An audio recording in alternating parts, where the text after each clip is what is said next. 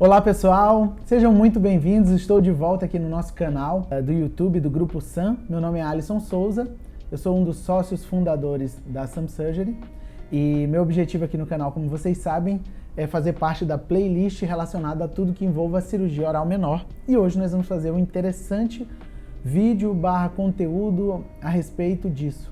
Eu vou resumir uma aula, vamos fazer como se fosse uma parte de uma aula, mas meu objetivo é tentar a cada parte dessa aula trazer pontos que envolvam a dinâmica clínica e conselhos, um pouco da minha experiência com relação a isso que nós vamos tratar hoje. Então esse vídeo, essa aula vai ser sobre indicações para cirurgia dos terceiros molares, cirurgia dos dentes inclusos, cirurgias orais também. Basicamente, nós podemos pensar nas indicações através dos parâmetros, né? E a Associação Americana de Cirurgia Oral e Maxilofacial já há muito tempo trouxe esses critérios, né? Esses parâmetros que hoje são usados de maneira geral. Basicamente, essas indicações vão incluir alguns fatores. E isso é importante. O que para você, cirurgião dentista recém-formado, ou que está evoluindo na oral menor, ou você é aluno da graduação, fora o conteúdo de indicações, eu quero trazer num senso de como você pode explicar para o seu paciente, porque às vezes ele vai tentar entender o que está acontecendo ou o porquê você está indicando, e faz muito sentido esses detalhes do que eu quero trazer relacionado a isso. Então, basicamente, esses critérios que trazem essa indicação vão ser a idade do paciente, isso é um ponto que eu quero conversar com vocês bem, a proximidade com estruturas nobres, e é importante nós estarmos atentos. Então, assim, básico, tem que ter exame, raio-x panorâmico para esse tipo de indicação que a gente vai fazer hoje, no mínimo, para que você tenha acesso às estruturas nobres. Você tem acesso a observar, diagnosticar, avaliar as áreas nobres no exame, inclusive para explicar e esclarecer para o paciente possíveis riscos e deixar tudo às claras desde o início, né? O grau de dificuldade da cirurgia acaba influenciando também nesse tipo de indicação / conversa, e o espaço disponível no arco dentário é algo que também é bem relevante quando se fala principalmente em sisos, porque é aquela questão que ainda não existe um consenso, né, entre o siso que erupcionou e aparentemente está tudo bem, ele tem indicação, não, já recebi cartas de ortodontistas pedindo para tirar, para ficar mais tranquilo o tratamento ortodôntico, já indiquei de forma profilática por pacientes que simplesmente tinham dificuldade de higienizar lá atrás, passar o fio, e a gente sabe que para evitar problemas existe sim essa indicação. Inclusive é esse ponto que eu quero trazer agora. Talvez a principal indicação naquilo que a gente lê, tenta aprofundar, estudar para trazer para vocês é prevenção da saúde bucal e evitar que outras patologias se instalem. Então aqui está tipo inicial, o grande lance, né? Para você conversar com seu paciente, para você raciocinar, você que está estudando, essa indicação das cirurgias dos sisos inclusos, impactados ou até erupcionados vai ser raciocinando em cima de fazer o bem para prevenir a saúde bucal e evitar qualquer problemas que o paciente possa ter. Então, avançando aqui, vocês vão perceber que as indicações, eu vou trazer algumas slides simples, imagens, e alguns vídeos interativos que vocês podem até usar através desse vídeo do YouTube, até mesmo com pacientes, um vídeo como esse que vai ser o próximo. Pericoronarite é uma indicação clássica. Eu discordo da olectomia, de submeter o paciente a anestesiar aquele momento, somente para cortar um pedacinho da gengiva. Eu acho que pericoronarite, que é essa inflamação / infecção da gengiva, que recobre parte do siso, eu acho que é algo sim sério, que pode evoluir para uma infecção maior, e é sim uma indicação básica para a remoção do dente já. Então, você que com certeza todo dentista já passou por aquele momento que o paciente estava com ele e ele viu que era uma pericoronarite e bate aquela dúvida, né? Cortar um pedacinho da gengiva, ver se o paciente melhora. E na minha opinião aqui, esse caso já solicitar exames, fazer a remoção do dente mesmo. controlar, se necessário, com medicação, claro, antibiótico terapia, se tiver com infecção, mas optar numa pericoronarite pela remoção. Esse vídeo é um vídeo bem legal, ó. Você vai observar o dente tentando erupcionar e não consegue erupcionar todo, mas uma parte dele atravessa o tecido gengival. Isso é interessante, traz algumas reflexões. Quando o dente está totalmente incluso, ele não rompeu. Tem vários fatores que indicam tirar e seriedades, mas uma coisa interessante, diferentemente desse vídeo que você acabou de ver, é que quando rompe uma parte da gengiva, você já comunica. Então, tudo quanto é questão bacteriana já passa a ter acesso àquela região da gengiva. Acaba que a gengiva vai inchando e vai formando como se fosse uma tampinha que vai guardando bactéria, alimentos, essas coisas. E aumenta só o risco de infecção, de problemas mais graves. Fora que eu já tive casos assim que o dente rompeu um pouquinho, o paciente fica enrolando, melhora, some, medicação. E aí embaixo, quando você pede um novo exame, um problema maior já está instalado, de desgaste ósseo, ou um início de uma lesão, sabe? E todas as questões que podem envolver o que a gente vai continuar falando nessa aula. Dando continuidade aqui, então, quando se fala isso que eu estou trazendo para vocês, é prevenir, né, as doenças periodontais, que é essa presença aqui da placa, vocês podem ver o cálculo ali. E o que eu acabei de falar para vocês, às vezes, quando você pede o exame novo, a perda óssea já está instalada, um problema maior, e envolveu a distal do segundo molar. Então, perda óssea na distal do segundo molar. Isso é uma coisa grave, difícil de tratar, e muitas vezes até o segundo molar pode estar perdido também. Essa questão é bastante interessante, que é a prevenção de cáries.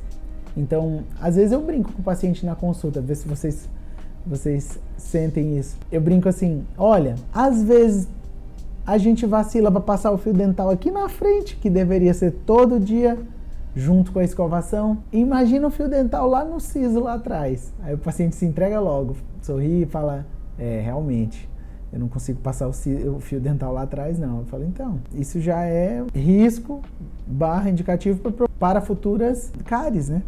E como vocês podem ver nessa imagem, a prevenção da cárie. Nesse círculo vermelho, o siso é impactado, começou a destruir o dente vizinho ali do lado, ó. E o dente, dificuldade de higienização, possivelmente teve a doença cárie. E quando chegar nessa polpa, o dente vai doer. E aí é um problema, porque muitas vezes o paciente perde o terceiro molar e o segundo molar também. Então, é uma coisa que pode até explicar para o paciente também esse risco dele se abandonar o tratamento, se não colocar para resolver, de perder o segundo molar. Fora outros problemas que podem acontecer, né? E também tem, nessa outra imagem, ó, cárie no próprio siso, que eu pego muitos pacientes assim também. Pacientes que o siso ajudou a cariar o vizinho ou a destruir, ou pacientes que o segundo molar ficou tudo bem, mas o siso começou a ter uma cárie mais profunda. E eu acho muito chato esperar o paciente ter dor para tratar. Não, a gente tem que prevenir, né? Buscar saúde. Ó, como eu falava para vocês, reabsorção radicular. Então, eu acredito, muitas coisas não têm um consenso na literatura quando a gente vai estudar, né? Movimentação do arco, etc. Mas eu acredito na força de erupção do siso, principalmente paciente jovem, o siso com aquela força de erupção pode sim ter, através dessa força, capacidade de causar reabsorção no dente vizinho. Então aí a gente não está falando somente da cárie, mas também de reabsorção radicular ou de terços apicais ou de parte do dente vizinho, que é outro problema também, né? Temos aqui mais um vídeo, ó, vou deixar passando para vocês. Olha só, o siso 48 horizontal, tentando erupção e impactando no vizinho, o dente 47. E aí você vê que fica até essa imagenzinha vermelha, ó, ao redor do segundo molar, demonstrando essa zona de impacto. De novo, ó, causando ou podendo causar essa reabsorção radicular. Prevenção da pericoronarite, a gente já falando de prevenção, né? A gente começou falando da pericoronarite em si, no sentido de infecção até, mas como forma de prevenir mesmo. Prevenção da reabsorção dos dentes adjacentes, e a gente vai entrar na sequência de prevenção.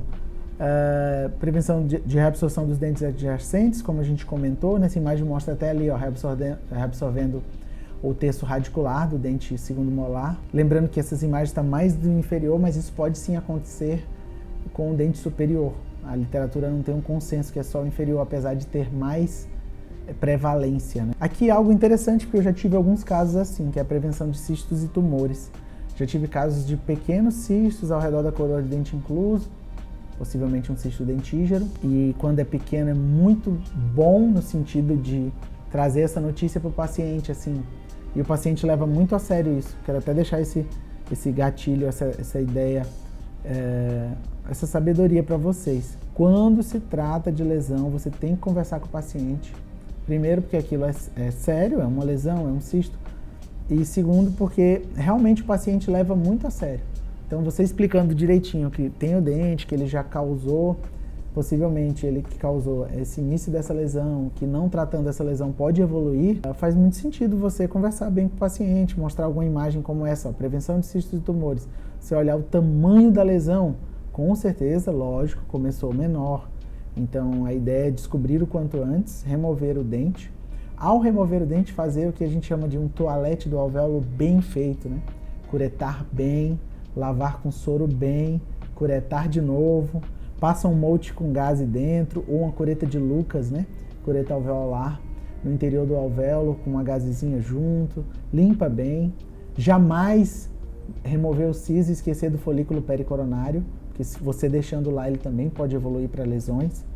E esse ponto de prevenir cistos e tumores é real, e vez ou outra vocês vão pegar paciente com pequenas lesões, você tem que explicar para o paciente, isso agrega também valor, tá? Valor no sentido geral, mas também do preço do seu tratamento. Então, vocês não podem deixar de estar atentos para melhor tratar o paciente. Outra imagem de prevenção de formação de cistos e tumores, e se a gente olhar na imagem da esquerda, ó, menor a lesão, na imagem da direita, a lesão já de um aspecto maior, englobando ali todo o ramo mandibular, o segundo molar do paciente. Então, como vale a pena resolver o quanto antes, tá bom? Nesse slide, é um slide que eu até coloquei essa imagem eu coloquei no canal de transmissão lá no Instagram, você que não está por lá, por favor, @Dr. Alisson Souza, Dr. Alisson Souza. A gente tem um canal de transmissão lá de cirurgia oral menor, e eu coloquei esse caso lá da Dinoelle, uma amiga. Ela procurou para tratar em cima, no consultório de um amigo meu, irmão. Quando eu olhei a panorâmica, eu falei, Mário, região inferior direita tem uma lesão estranha. Aí eu olhei, não, duas. Então, se vocês olharem nesse slide, ela tem aqui, na região do 48, uma região aparenta um cisto, e na região do 47 embaixo, uma lesão estranha. Flocos, né? Parece flocos ou bolhas de sabão, flocos de neve. Me lembrou um possível ameloblastoma.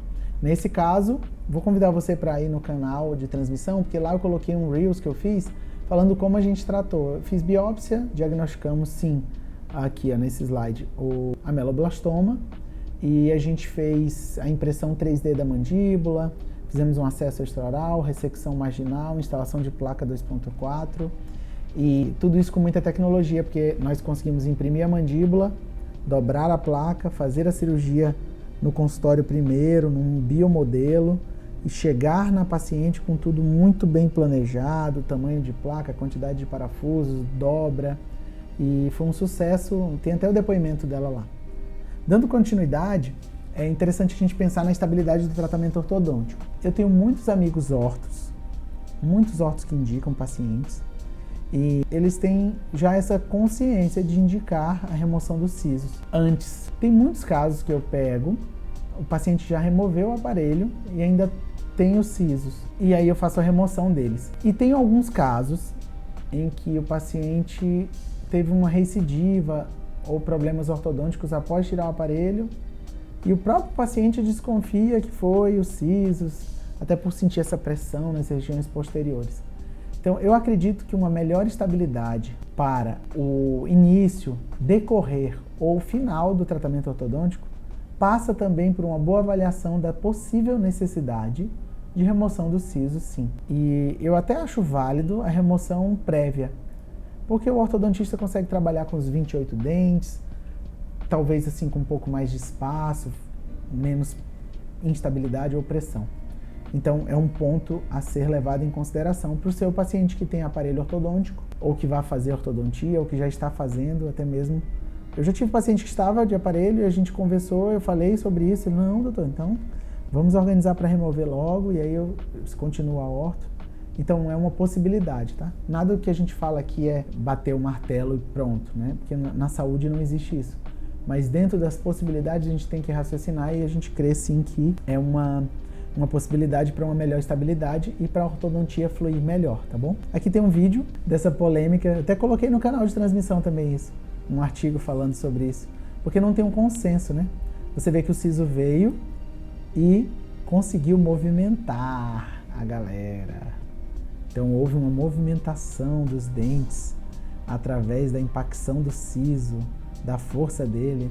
Mas Alisson, tu não falou agorinha que o siso pode destruir o vizinho? Então, depende dessa força de erupção, do Newton de forças, vamos brincar assim, mas eu acredito sim que os sisos lá atrás empurrando, movimentam. Eu já tive muitos pacientes, se você olhar aí são 10 anos com certeza aí já fazendo cirurgia oral menor, removendo sisos, e muitos pacientes relatam que sentiu a movimentação anterior, depois do início ali da tentativa de erupção do siso ou de dores na região. Então eu sou um profissional que acredito que possa sim acontecer essa movimentação, como mostrada nesse vídeo. Os artigos, eu trouxe até no canal um artigo que falava que era um questionário que foi passado para milhares de profissionais e dividido entre cirurgiões e ortodontistas. E aí a orto, em geral, tende a declarar que, na sua opinião, não tem tanta relevância. E a cirurgia tende a falar que acredita que tem uma maior relevância, que é o meu caso observacional na última década. Né? Mas não é um consenso. A literatura não tem isso como consenso, nem a ortodontia tem isso como consenso. Aqui tem outras considerações ortodônticas e uma delas eu faço muita questão de falar aqui, que é, na minha opinião, os sisos têm que ser removidos antes de uma cirurgia ortognática. Já passei, sim, é claro, aqui dificuldades numa cirurgia ortognática ou outra, não que impediu da cirurgia ser feita, mas tornou mais difícil um pouco, porque a presença dos sisos, eles estão num lugar importante para o transcorrer da cirurgia ortognática, principalmente na região da mandíbula. Então eu acredito que o siso não estando lá, eu vou ter mais tecido ósseo e mais segurança. E ele estando presente, eu ou vou ter que remover no momento, nem sempre isso é possível, ou vou ter que fugir um pouquinho dele. Então você, ortodontista, cirurgião dentista, aluno, tá com um paciente que vai fazer cirurgia ortognática, pode conversar com ele sim sobre remover os sisos. Outra coisa, o buco não deve fazer questão de remover esse siso. Vocês podem sim perfeitamente remover o siso e já entregar o paciente sem os sisos. E a gente segue com a cirurgia ortognática, por exemplo, tá? O objetivo aqui do canal também é promover isso, então quando o paciente for ortognático eu tenho que dizer para quem vai fazer ortognática remover o siso? Não, pode remover, é clínica mesmo, tranquilo. O paciente recuperando bem, a gente segue com a cirurgia ortognática. Nesse slide eu até vou trazer exatamente uma sagital, ó. Então a paciente, a linha da incisão, mais um slide da linha da incisão, descolamento. Alice, para que está mostrando uma sagital nessa aula de indicação de sisos?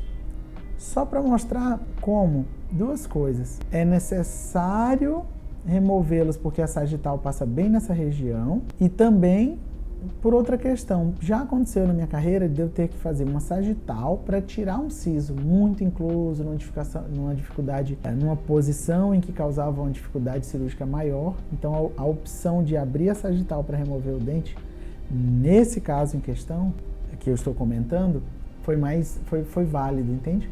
Então, assim, sagital para ortognática, é importante pensar em remover o siso antes. E também eu posso ter que fazer uma sagital para remover o siso, e aí nem é uma ortognática, entende? Quando eu falo sagital, é a osteotomia sagital dos ramos mandibulares, que é a osteotomia feita para movimentação mandibular na cirurgia ortognática, tá bom? Perfeito, então, vamos para um ponto bem interessante dessa aula, que é esse aqui é clássico porque eu trabalho em urgência e emergência de hospital e eu recebo muitos pacientes com fraturas mandibulares. e você vai ver aqui nesse slide, prevenção de fratura mandibular. E aí você vê aqui à esquerda a fratura bem na região do siso. Porque essa região do siso, ela se torna uma zona de um pouco maior de fragilidade óssea. Sendo que nessa região, se não houvesse o dente, você teria osso e uma maior resistência óssea. Então eu passo a ter, com o siso incluso, maior fragilidade caso eu receba um trauma na mandíbula. Provavelmente a linha da fratura será na região daquele siso incluso. Então eu tenho um risco maior de fratura mandibular em pacientes que tenham os dentes do siso. Entendem? Isso é relevante. Outra coisa que envolve a fratura mandibular e que não tem nada a ver com isso, mas é muito relevante também, que aí já é outra questão, é as fraturas mandibulares causadas durante a remoção do siso, que é esse slide aqui. Esse é de um tempo de um estágio, que eu fazia algum estágio e aconteceu a fratura mandibular durante a extração. E aí o que aconteceu foi que esse paciente foi levado ao hospital para correção da fratura mandibular e remoção do siso e graças a Deus ficou tudo bem. Mas isso aqui é uma intercorrência e pode acontecer sim na remoção dos sisos, uma fratura mandibular. Mas, tendo todos os cuidados que a gente vai tratar melhor em outras aulas, esse risco ele é mínimo. Mas, em pacientes de maior idade, com sisos mais inclusos, mais impactados ao ramo, ou mais baixos, né, lá em Pew e Gregory, eu vou até trazer uma aula de classificação para vocês. Eu converso muito com o paciente. Recentemente eu operei um paciente com um siso muito, muito baixo, um dos mais difíceis que eu já fiz no consultório. E ele tinha 50 anos, o Paulo. Então eu conversei muito com ele, expliquei muito o exame, falei todos os riscos, cobrei o valor do honorário justo, esperei ver o que ele ia dizer e ele falou que queria tirar o siso comigo e que a gente ia fazer. E aí eu vou brincar assim, eu não sei se eu fiquei feliz ou triste, né? Mas claro que eu fiquei feliz, mas foi um desafio pra mim. Não tem problema nenhum de falar isso. Foi um desafio a cirurgia dele, pra mim. E toda vez que eu entro em uma cirurgia com muito respeito por ela, eu percebo que a cirurgia ela flui melhor. Então toda vez que eu subestimo um siso, ele me dá uma surra. Então grave isso, tá bom? Fica como um conselho para vocês. Já partindo aqui para o final, então, não saia do vídeo, ainda tem coisa legal por aqui. Prevenção de fratura mandibular, vou trazer um casinho para vocês, ó.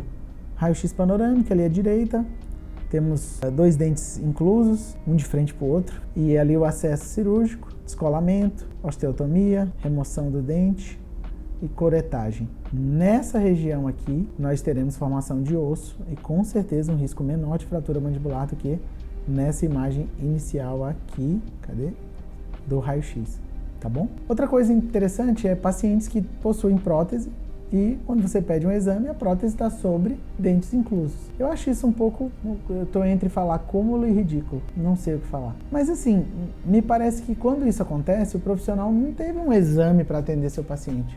E eu quero bater muito na tecla aqui nesse canal sobre raio-x panorâmica ser um exame odontológico de rotina, ponto.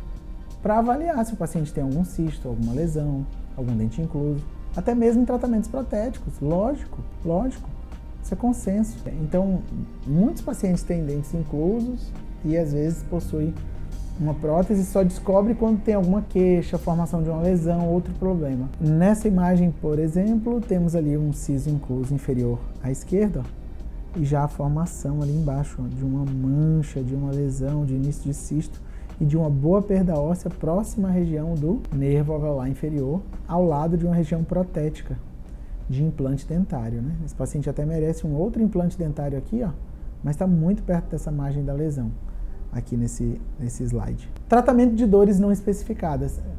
Isso também não é um grande consenso, mas vale a pena levar em consideração quando se tiver um paciente com dores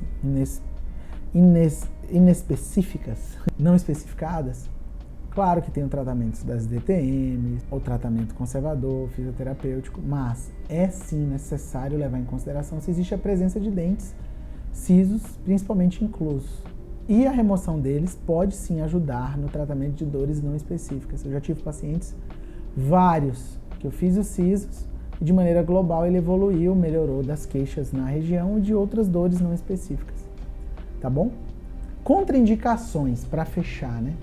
Quais são as contraindicações, Alisson? Extremos de idade, Então tem que ter cuidado com extremos de idade. Muito jovem, tem que ter cuidado, porque às vezes você pode esperar um pouquinho, 1 ano, 2, e esse dente vai melhorar muito a posição dele. E o extremo de idade perigoso também é a idade muito avançada. Então tem que ter esse cuidado com extremos de idade. Tem que ter cuidado e manejar bem os riscos de lesões às estruturas nobres, dentes que estejam envolvidos com tumores malignos, então aí está contraindicado, o paciente tem que tratar o tumor maligno e de maneira radical, aí cirurgião de cabeça e pescoço, parte médica. Ou pacientes que têm algum comprometimento médico também pode ter uma contraindicação da remoção desses dentes. Isso aqui traz aquele consenso da importância da consulta pré, da conversa com o paciente.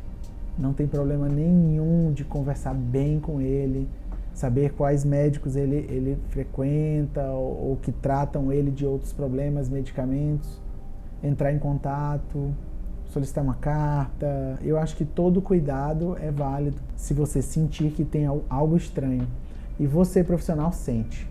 Quando tem algo estranho, você fala, não estou em paz para seguir. Será que não é melhor eu pedir para o paciente conversar com o médico dele? Será que eu peço mais um exame? E aquele desejo de fazer logo, né? Eu quero declarar para você aqui, é melhor ter cautela e prudência. Prudência e cautela soa aquilo que é a sabedoria. Então nós precisamos ter sabedoria para realizar todas as nossas atividades profissionais. E nesse caso, a prudência e a cautela, eu estou até tentando lembrar de uma frase de um livro que eu li que falava que a prudência é amiga da paz, né? E a cautela, alguma coisa nesse sentido. O que eu estou querendo dizer, antes de avançar para forçar uma situação, lembra da perca da paz que você pode ter se você ir por um caminho incorreto. Então, diagnostique bem, converse bem com o médico do paciente, se for o caso, né? Ou peça um exame novo, faça um tratamento medicamentoso prévio, deixe seu paciente muito ciente, não vacile com isso. Eu digo do ponto de vista de ser verdadeiro. Eu já fui jovem na profissão e já tive aquele medo de, cara, mas se eu falar tudo aqui que eu estou pensando, vendo, esse paciente não vai querer fazer, vai ficar com medo, eu vou perder o paciente. Não. O que eu aprendi? Quanto mais eu era sincero, mais esse paciente fechava comigo. Quanto mais eu era verdadeiro, mais ele queria fazer comigo o procedimento. Então ele falava, nossa, que explicação ele me deu. Que nível de verdade ele alcançou aqui ao me explicar tudo, a ser honesto, me demonstrando os riscos. Então, são pontos importantes para ter sucesso no mundo da cirurgia oral, tá bom? Pessoal, esse foi mais um vídeo. Eu queria pedir para você, por favor, deixar seu like. Cadê o like aqui embaixo? E se inscrever no canal e compartilhar, por favor, para as turmas aí de odontologia, para as universidades, para os colegas, para os grupos. A gente vai estar por aqui no canal da SAM, do Grupo SAM, divulgando mais conhecimento, tentando ajudar mais pessoas com relação à cirurgia oral menor. Me ajuda esse vídeo dá certo. Curte ele aí e encaminha para alguém, tá bom? Muito obrigado e até a próxima.